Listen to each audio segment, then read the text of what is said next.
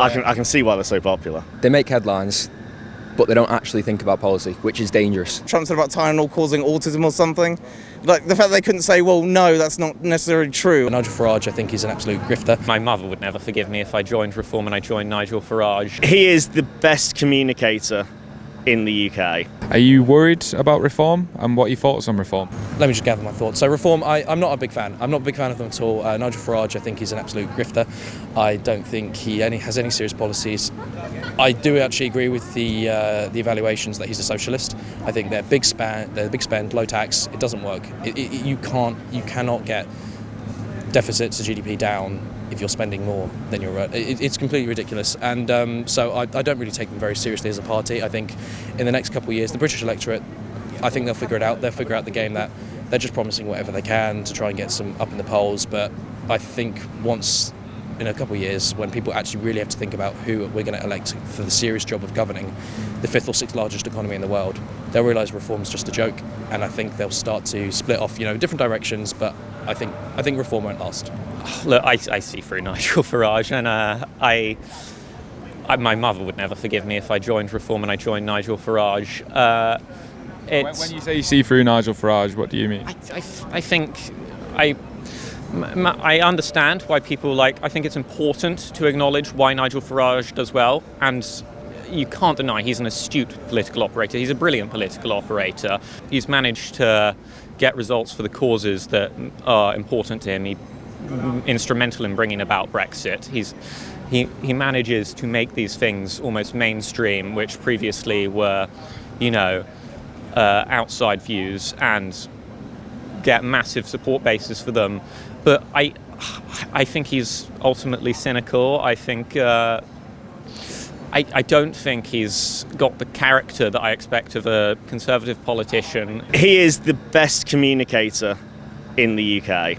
The best, from a track record alone, he has the best history of any politician, probably since Tony Blair, if not Margaret Thatcher, for changing the course of this country without even having to really be any position of power. Being an MP for Clacton or being a European Parliament member, he led the country to leave the EU, has consistently started parties that have done incredibly well.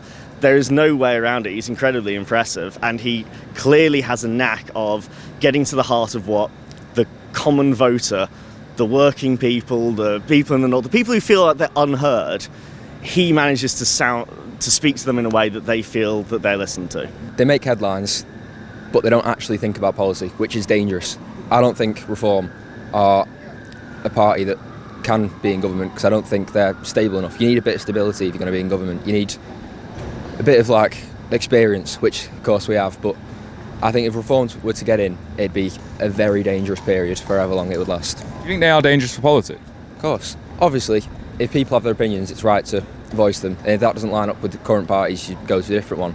But I think some of their opinions are, like I said, headlines over actual political ideas. There's a lot of things to like, but there's a lot of things to not like. It has the opposite problem, I think, that UKIP did 10 years ago, which I was formerly a member of UKIP.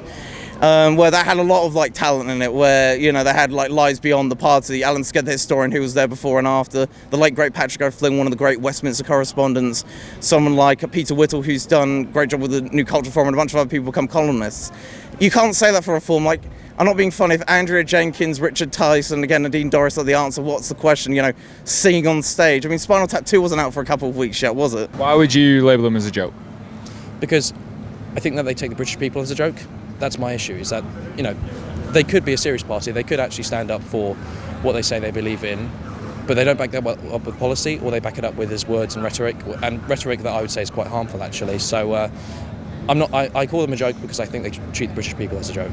I think when Farage goes on LBC and he's been very wishy-washy and not willing to call out that Donald Trump saying paracetamol gives you autism is complete BS, I think that says a lot.